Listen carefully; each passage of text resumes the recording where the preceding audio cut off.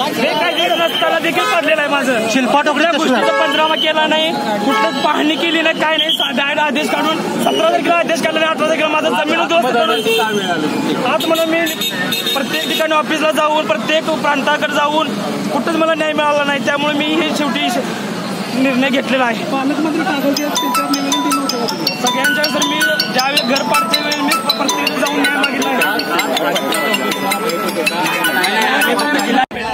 तहसीलदार आणि जी कोण गुंड आहे ती 15-16 जण तक्रार करून माझे घर पडले. त्यांच्यावर 18साठी आजच्या दाखल झाली पाहिजे. आणि माझ्या कुटुंबाचं जे आता मी 8 महिने वाऱ्यावर आहे ते माझ्या कुटुंबाला निवारा करून द्यायला पाहिजे शासनाने.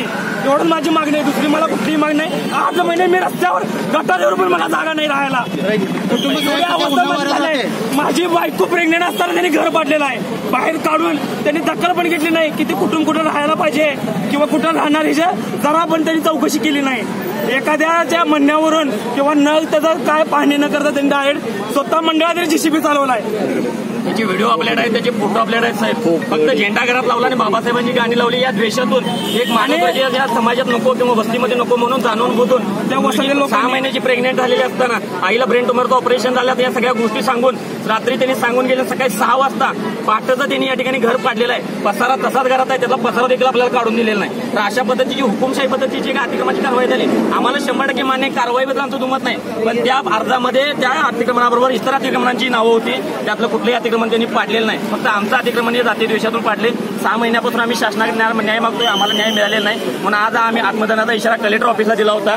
अजितदादा इथं आहेत किंवा बाकी कोणा आम्हाला काही कल्पना नव्हती, कारण आम्ही काय कुणाला सांगून केलं ना. आम्हाला न्याय पाहिजे म्हणून आम्ही कलेक्टर साहेबांच्या आलोय.